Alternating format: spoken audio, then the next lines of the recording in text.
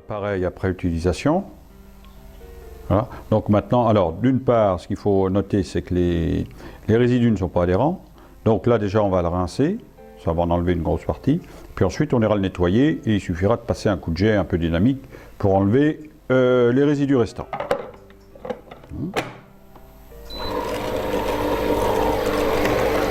Alors, il convient donc de mettre de l'eau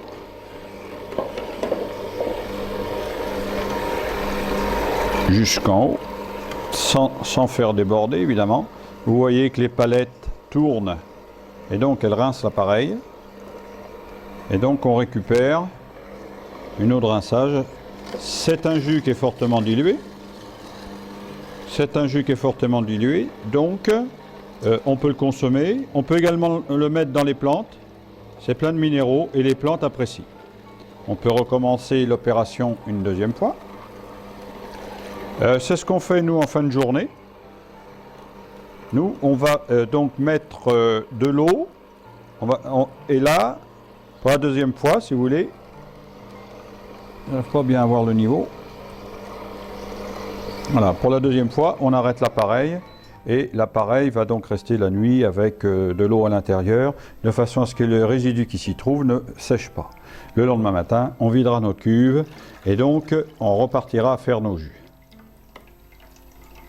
Voilà, donc on voit ce qui reste à l'intérieur de l'appareil.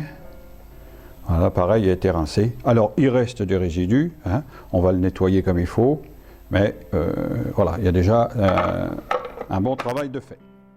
Bon, je conseille de mettre une cuvette et puis une passoire de façon à ne pas obstruer l'évier. Voilà, alors vous voyez qu'il n'y a pas grand chose de sale. Voilà, on a quelques résidus à l'intérieur. Voilà l'état de la vis. Voilà. Et le plus gros, effectivement, se trouve à l'intérieur de la goulotte d'évacuation des pulpes.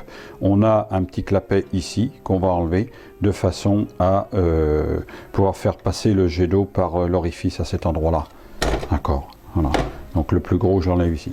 Alors la brosse, elle, sur son manche, à l'extrémité du branche, on a donc une forme de tournevis qui nous permet effectivement d'aller chercher les résidus qui peuvent se trouver ici. Voyez-vous ? Voilà.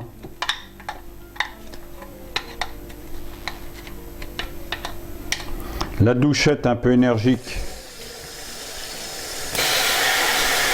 qui nous permet d'expulser les fibres. Voilà, on remet le clapet.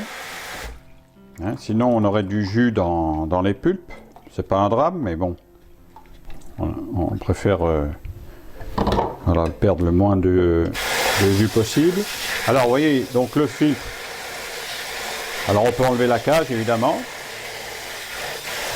mais une douchette bien énergique et le filtre est quasiment propre. Alors si on souhaite véritablement approfondir le nettoyage, on va utiliser cette brosse. C'est surtout donc la partie basse du filtre qui peut s'encrasser. Personnellement, on utilise la brosse 1 à 2 fois par mois, pas plus. En règle générale, donc la douchette est suffisante pour rincer, nettoyer l'appareil. Voilà. Ici la vis, donc comme vous pouvez le voir, l'appareil est rincé. Le couvercle là, je ne vais pas passer. Voilà.